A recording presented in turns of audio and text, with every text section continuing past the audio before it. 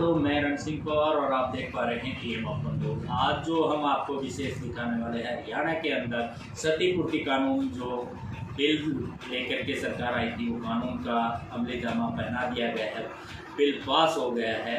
तो इसके लिए हमारी बातचीत आज वरिष्ठ वकील खोवाल जो है लाल बहादुर खोवाल से बातचीत हुई, जिसके अंश हम आपको दिखा रहे हैं हमारे संवाददाता से विशेष बातचीत के द्वारा कोई ऐलान आ रहा है, वो मैं आपको बता रहा हूँ। आंदोलन के अंदर अगर आप सरकारी संपत्ति को नुकसान देते हो तो उसकी भरपाई आपसे होगी, बिल्कुल आपसे होगी भरपाई, एक एक ईंट की भरपाई आपसे होगी।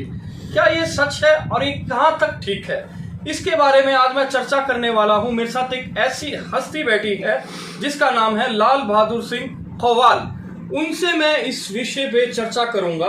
क्या आंदोलन करनी और क्या कहा जाता है सरकार द्वारा उपद्रवी, क्या अगर वो नुकसान देती है तो सारा भरपाई वो ही करेगा, ऐसा क्यों और क्यों हो रहा है, ये सब इस सारी बात का मैं जवाब इनसे लूंगा। पहले तो मैं इनसे इंट्रोडक्शन लूंगा। नमस्कार सर। नमस्कार सर, एक बार परिचय दे दीजिए। दर्शन न्यूज को बताइए। सबसे पहले तो जी, Lal Bahadur Khowal, state chairman, Haryana Congress legal department. जी खवाल साहब, अभी मैंने मेरे दोस्तों से कहा, अगर आप आंदोलनकारी हैं, अगर आप उपद्रवी हैं, अगर आप सरकारी संपत्ति को नुकसान देते हैं तो सारी भरपाई सरकार आपसे करेगी। ये कहाँ तक ठीक है और क्या ये सच है और ऐसा क्यों?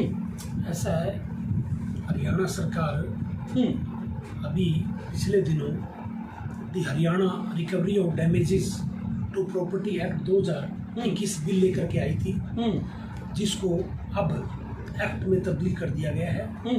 और उस एक्ट की धाराएं जो हमने पढ़ी, जिसमें धारा 3, 4, 5, 8 को पढ़ने से तो ये क्लियर मैसेज जाता है कि जो संविधान ने हमें आर्टिकल 19, आर्टिकल 21 में और भी कुछ आर्टिकल्स कॉन्स्टिट्यूशन में हैं, जो अभिव्यक्ति की आज़ादी है, हमें जो जीने का अधिकार दिया है, लिबर्टी का जो राइट दिया है, उस पे सरकार जैसे तैसे करके जो संविधान की बेसिक स्ट्रक्चर है, जो उसकी मंशा है संविधान की, बार बार उसको तोड़ने की सरकार काम करती है।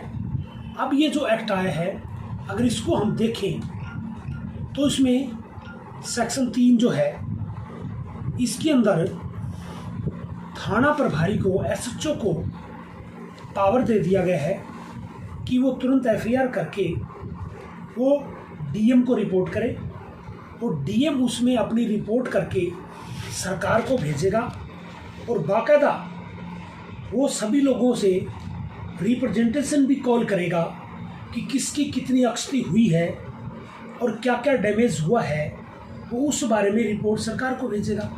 इससे क्या होगा, ऐसे रिपोर्ट जो डीएम है, क्योंकि जो हमारी एग्जीक्यूटिव है, सरकारी जो चाहते हैं। नमस्कार, मैं रण Singh Pawar, PM open news पर आपका स्वागत है। आज की ताज़ा खबरों में हम आपको बताने जा रहे हैं, सेवक सभा चैरिटेबल ट्रस्ट अस्पताल को रोटरी क्लब हिसार ने 3 high flow oxygen therapy machine donate की है, जिन मशीनों का जो खर्चा है बताया जा रहा है, एक मशीन का खर्चा 3 लाख रुपए के लगभग लगता है, यानी 3 मशीनों का जो खर्चा है 9 लाख के लगभग ये रोटरी क्लब हिसार ने अपने सदस्यों से मदद लेकर के जो सेवक सभा चैरिटेबल अस्पताल हिसार को डोनेट की है। इस मशीन के बारे में बताया जा रहा है कि ये मशीन जो है वेंटिलेटर के इक्वल कार्य करती है। आज दोस्तों, वैश्विक आपदा महामारी जो विश्व में आई हुई, इसी कड़ी में हिसार को इससे निपटने के लिए, मरीजों को जीवन दान देने के लिए नए स्वास्थ्य उपकरण निजी व सरकारी अस्पतालों में मंगवाए जा रहे हैं। इसी कड़ी में आज ये कार्यक्रम जो हुआ है सेवक सभा चैरिटेबल अस्पताल में। इस मौके पे डिप्टी स्पीकर हरियाणा रणवीर गंगवा, शहर के मेयर गौतम सरदाना व बहुत सारे स्वास्थ्य कर्मी जो मौजूद थे। ये खबरें आप देख पा रहे हैं पीएमओ न्यूज़ पे। इसी तरह से नए अपडेट्स के साथ मिलते रहेंगे। बने रहिए पीएमओ न्यूज़ से। मैं रण सिंह पवार। पिछले 6 साल से आप देख रहे हैं कि मनमर्जी से किस तरह से अपनी हर बात को थोपने का काम कर रही थी। और अब जब सोशल मीडिया कुछ सक्रिय हुआ, इससे पहले सोशल मीडिया का दुरुपयोग करके सरकार करोड़ों अरबों रुपया खर्च करके लोगों को भ्रमित करने का काम कर रही थी। लेकिन जैसे ही अब आम आदमी के हाथ में कैमरा आया है, आम आदमी सोशल मीडिया से जुड़ गया है, जब सरकार की सारी सच्चाई बाहर आने लगी है, तो सरकार ने पिछले दिनों तो सोशल मीडिया पे बैन लगाने के लिए कानून लेकर के आई जी। और अब जो सामाजिक आंदोलन करते हैं, जो सोशल जस्टिस की लड़ाई लड़ते हैं, जो वर्षों से केवल और केवल उनका काम है गरीब आदमी को, आम आदमी को न्याय कैसे मिले, उनकी लड़ाई लड़ना उन लोगों का काम है। अब सरकार जब ये देखा भी ये सोशल मीडिया तो हर बात को, सच्चाई को पब्लिक के सामने लाने का काम कर रहा है, तो अब ये नया एक्ट लेकर के आई ताकि लोग इस एक्ट के डर से कोई अपनी न्यायप्रिय मांग को भी पब्लिक में सड़क पे धरना प्रदर्शन के द्वारा अपनी मांग को ना उठा सके। एक ऐसी मंशा, एक ऐसा टेरर पब्लिक में, आम जनता में पैदा करने के लिए ये एक्ट लाया गया है जी। कौन सा बात आती है आम आदमी को परेशान करना, बात आती है जो अभी जिस बिल की बात हो रही है 2021 की कि सरकार भरपाई कराएगी। अगर एक आम आदमी सक्षम नहीं है, वो पहले से ही तंग होकर आंदोलन में आता है, XYZ किसी कारणवश वो आंदोलन में आता है, मगर वो सक्षम नहीं है 1 रुपये का, क्या सरकार उसका शरीर बेच के पूरा करेगी? माफ़ी चाहूँगा, मुझे ये प्रश्न पूछना नहीं चाहिए। क्या सरकार और किसी दबाव से उसको भरपाई कराएगी? इसमें क्या होना चाहिए, क्या होगा? ऐसा है, जो एक्ट बनाया गया है इसमें स्पष्ट है कि सजा का जो प्रावधान किया गया है, गरीब आदमी अननेसेसरी ये सजाएं भुगतेगा, जुर्माना भी होगा। जुर्माना अगर वो ना पे करेगा तो उसके एवज में भी अगर वो रिकवरी उससे नहीं होती तो उसमें भी सजा का प्रावधान इसमें किया गया है। तो सीधा सीधा कौन सा हम बात करते हैं, जैसे राजाओं की प्रजा होती थी, प्रजा में जो बिल्कुल ही निठल्ला होता था, बिल्कुल ही क्या बेकसूरा होता था, उसके साथ ऐसा रवैया होता था, क्या ये राजा की प्रजा फिर शुरू होने वाली है? बिल्कुल मयंक जी, आपने सही कहा है। जिस तरह से सरकार जो हालात पैदा कर रही है, जब से भारतीय जनता पार्टी सत्ता में आई है, नए नए कानून लेकर के आ रही है। चाहे आप देखें, चाहे वो GST की बात कर ले, चाहे नोटबंदी की बात कर ले, चाहे ये कोरोना महामारी के बारे में बात कर ले, इससे पहले भी कई एक्ट आए, लेकिन जितने भी एक्ट आए वो केवल सरकार ने आम जनता को परेशान करने के लिए, आम जनता को जो संविधान ने अधिकार दिए हैं, उन अधिकारों का किस तरह से हनन किया जाए, संविधान के पन्नों को एक एक करके कैसे उखाड़ा जाए, किस तरह से लोगों को अपने मौलिक अधिकारों से वंचित किया जाए, ऐसे कानून बार बार लाए जा रहे हैं सरकार के द्वारा। और जिस तरह से बेचारा एक, अगर आप कृषि कानून की ले लें, आप किस तरह से संविधान की ये मंशा है, संविधान हमें कहता है कि कानून जो बनेगा for the people, by the people, of the people. Is there any democracy in India? Yes. That you are saying that मैं दोस्तों बताना चाहूँगा, लोकतंत्र की बात आती है, by the people for the people, by the people दिखता है, मगर था फॉर द पीपल जहाँ बात आती है कहीं ना कहीं गुमराह है। सर, ऐसा हुआ है या ऐसा हो रहा है? ये तो हमें सामने दिख रहा है। कृषि कानून आया, यहाँ जो हमारे किसान हैं उनके लिए कानून लेकर के आए हैं, और किसान कहता है ऑफ द पीपल की अगर हम बात करें तो लोगों के लिए कानून बनाया जा रहा है। किसान कहता है ये हमारे लिए कानून है ही नहीं, ये केवल पूंजीपति लोगों के लिए कानून बनाया गया है।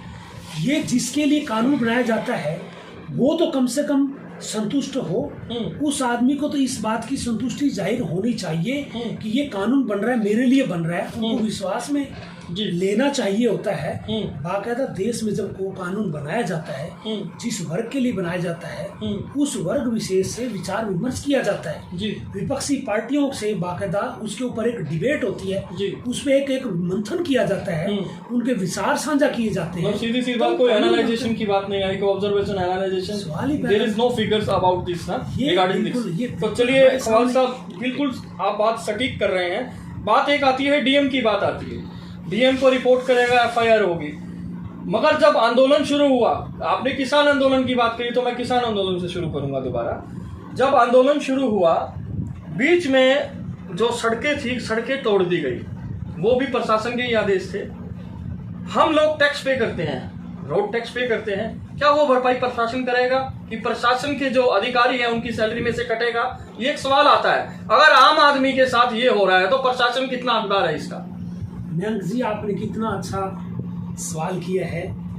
हमारे देश की सर्वोच्च जो हमारी सुप्रीम कोर्ट है उसने पहले भी 2009 में भी हमारे जस्टिस पांटा की जजमेंट है, उसमें ऑलरेडी ये वर्डिक्ट दिया हुआ है, गाइडलाइन दी हुई है कि अगर कोई प्रॉपर्टी डैमेज होती है, जानबूझ के अननेसेसरी कोई सरकारी प्रॉपर्टी का या निजी प्रॉपर्टी का कोई नुकसान पहुंचाता है तो उसे रिकवरी की जा सकती है। लेकिन एक्ट तो अभी आया है, सरकार ने उस सुप्रीम कोर्ट की जजमेंट की कंप्लेंस को करते हुए क्या सरकार ने बाकायदा सड़कें तोड़ी, अवरुद्ध पैदा किए, सरकारी प्रॉपर्टी का नुकसान हुआ, वो पब्लिक प्रॉपर्टी है, उसके रिगार्डिंग क्या सरकार ने प्रशासन के खिलाफ, मुख्यमंत्री के खिलाफ, लोकल एडमिनिस्ट्रेशन के खिलाफ एफआईआर की?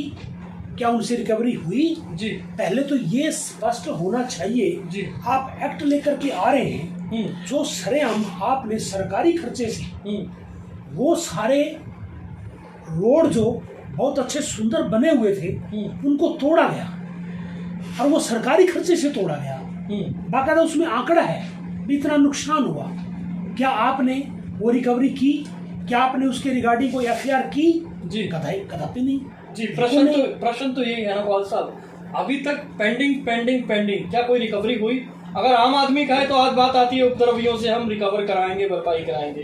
क्या प्रशासन इसमें कितना भागीदारी था? क्या प्रशासन की सैलरीज में से कटना चाहिए? बात यही आती है। तो चलिए एक और प्रश्न आ रहा है उधर से सहयोगी की तरफ से। जी पूछिए सर। क्या जो है उपद्रवी की बात की जाती है, क्या आंदोलनकारियों के नाम के आगे उपद्रवी लगाया जाएगा या वो आंदोलनकारी रहेंगे? पहली बात तो ये। दूसरी बात, जो सरकार जो ऑप्शन लेके आई है, कानून लेके आई है, इसमें कोई भी क्राइम होता है या किसी तरह की एफआईआर होती है तो उसमें कोर्ट सहारा लिया जाता है, या डीएम की रिपोर्ट पे ही सज़ा याफ्ता होगा या कुछ कोर्ट में जाने के बाद में उसको छूट मिलेगी, कोर्ट से छूट मिल सकती है? ऐसा है, देखो, कोर्ट में ट्रायल चलेगा, ये बिल्कुल ठीक बात है, लेकिन सरकार जो होती है ना उसके पास इतनी पावर्स होती हैं।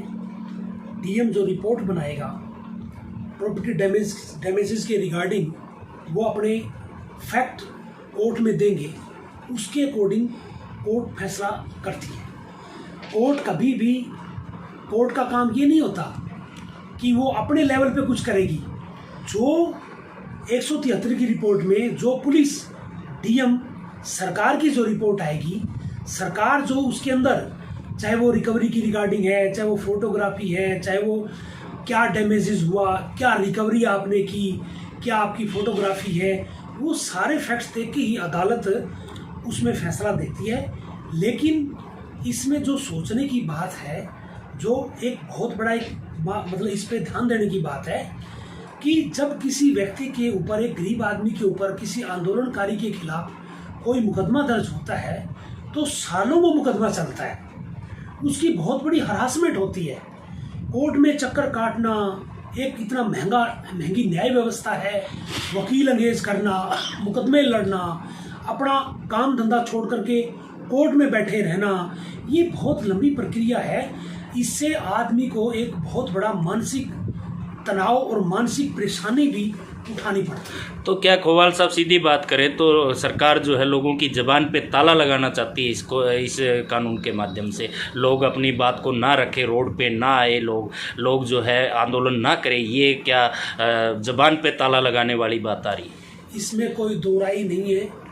जिस तरह के कानून लाए जा रहे हैं वो बाकायदा पावर्स सरकार अपने हाथ में लेने के लिए अपने जो सरकारी तंत्र है उसके द्वारा रिपोर्ट सीख करके सिस्टम को बिल्कुल एकदम से अपने हाथ में लेने के लिए ये ऐसे कानून बनाए जाते हैं। अन्यथा संविधान में, आईपीसी में पहले से ही ऐसे कानून मौजूद हैं जिनसे अगर कोई ऐसा किसी दूसरे के, अगर मान लो आज़ादी में कोई खलल पैदा करता है, किसी दूसरे के काम में कोई दखल अंदाजी करता है, तो ऐसे कानून पहले से मौजूद हैं। उससे वो उस चीज़ के लिए उसको सज़ा का प्रावधान पहले से किया गया है। लेकिन ये केवल एक आम जनता में, आंदोलनकारियों के अंदर एक भय का माहौल पैदा करने के लिए ऐसे कानून लाए जाते हैं।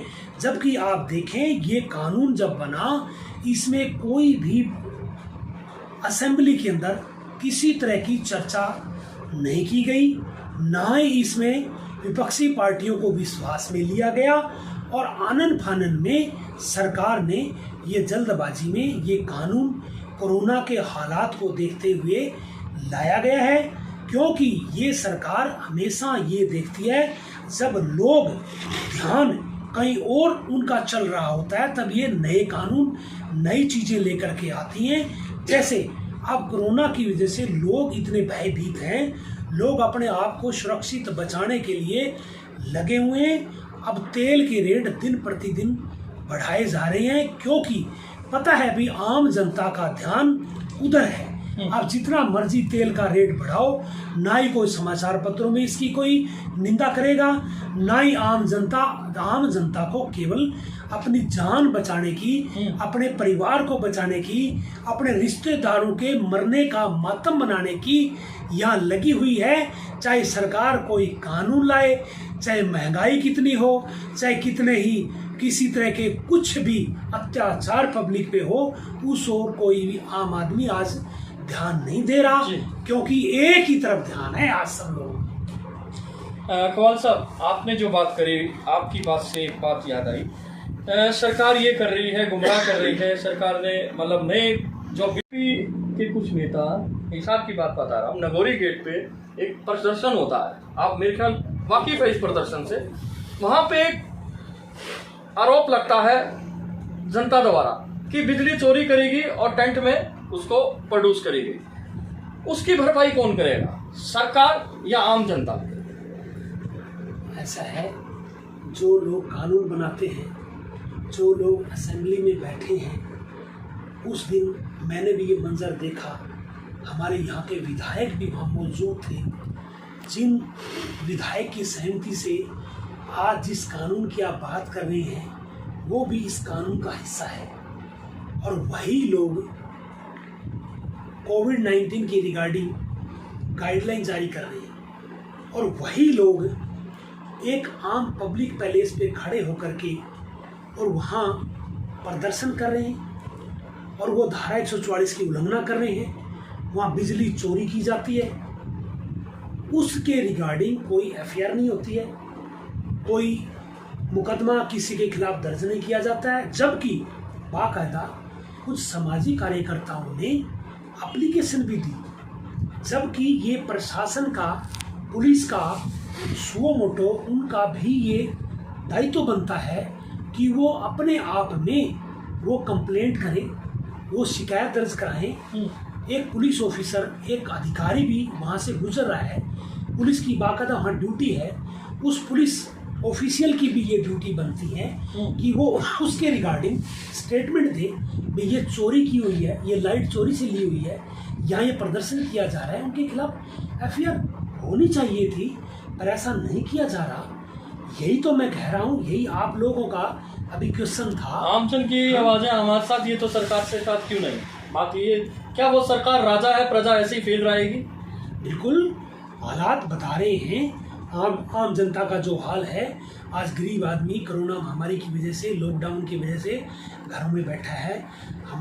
हमारी प्रदेश अध्यक्षा बहन कुमारी शैलजा जी के आदेशों अनुसार हम पूरे एरिया के अंदर ही नहीं, पूरे हरियाणा में हम यहाँ सैनिटाइजर कर रहे हैं, हम यहाँ मेडिकल किट बांट रहे हैं, हम जूट की सामग्री दे रहे हैं। जब उन लोगों का हम दर्द सुनते हैं, परसों ही हमने झुग्गी झोपड़ियों में यहाँ सैनिटाइज करवाया, यहाँ हमने सामग्री बांटी और उन्होंने बाकायदा मीडिया के सामने आकर के बोला कि आज तक हमारी किसी ने भी कोई सूद नहीं लिया है। अगर कोई आदमी आया है तो आप लोग आए हो, कांग्रेस पार्टी फिर हमारी यहाँ आकर के सूद ले रही है।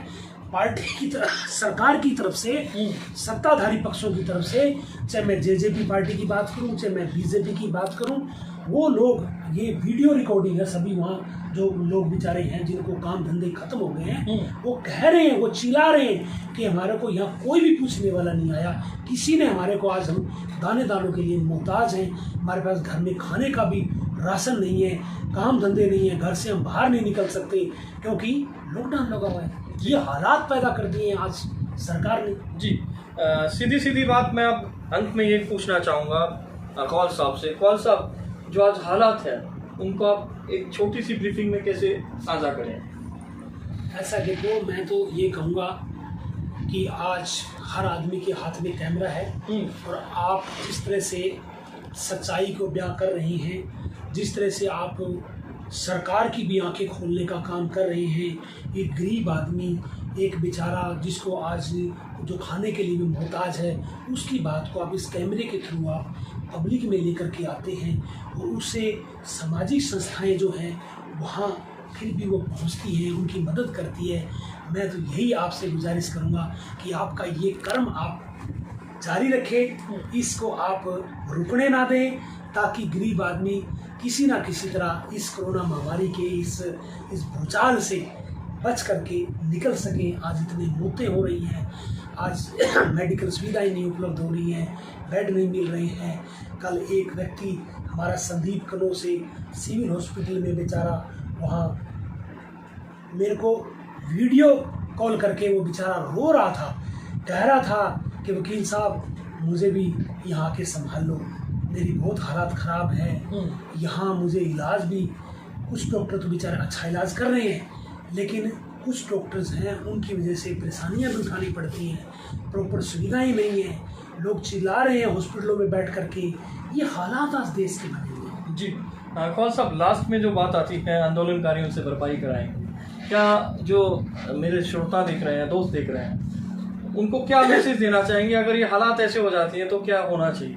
कि क्या वो डर के रहें, क्या वो सामना करें? ऐसा है, देखो इसमें डरने की जरूरत नहीं है, क्योंकि संविधान ने हमें ये अधिकार दिए हैं। ये किसी सरकार की या किसी पार्टी की बपूती नहीं है, भाई ये जैसा चाहेंगे उस तरह ही ये चीज़ होगा। ये संविधान प्रदत्त अधिकार है और उन्हीं के अधिकारों के तहत हमें हर बात के लिए, हर गरीब आदमी की, हर वंचित वर्ग की बात हमें सड़कों पे आकर के, हमें आंदोलनों के द्वारा हमेशा उठाती रहनी चाहिए। और इस कानून से हमें कतई भी भयभीत होने की जरूरत नहीं है। जैसा ये भय पैदा करना चाहते हैं उससे भयभीत हमें नहीं होना है। संविधान ने हमें अधिकार दिया है और संविधान के तहत ही हमने चल करके और हमने ये अपना कर्म आगे जारी रखना है। जी, बहुत बहुत धन्यवाद। ये थे मेरे साथ लाल बहादुर सिंह खवाल जी, एक जाने माने एडवोकेट हैं। मैं दोस्तों एक ही बात से शुरुआत करी थी, अगर आंदोलन में आपके द्वारा कोई भी सरकारी संपत्ति को नुकसान होता है तो आप भरपाई, सरकार द्वारा आपसे भरपाई करवा ली जाएगी। मगर खवाल साहब, जो एडवोकेट खवाल हैं, उन्होंने यही कहा है, भयभीत होने की कोई जरूरत नहीं है। अगर 2021 के बिल की बात हो रही है, ये संविधान में भी कहा है, राइट टू फ्रीडम की बात आती है, आपको पूरा अधिकार है, आप पूरा अपनी बात रख सकते हैं। फिर से मैं ये कहूँगा, बिकॉज हम एक देश के नागरिक हैं, आपको अधिकार है, आप कैमरे के आगे बोलिए, रोड पे बोलिए, आप अपनी पूरी डिबेट रखिए, पूरी स्पीच रखिए, because you are the citizen of the nation, आप नागरिक हैं, तो मैं यही कहूंगा डरना नहीं है। फिर से कहूंगा कोरोना हारेगा, देश जीतेगा। इस वीडियो को ज्यादा से ज्यादा शेयर करो। खवाल साहब आपका भी बहुत बहुत धन्यवाद मेरे साथ बने रहने के लिए। जय हिंद, जय भारत।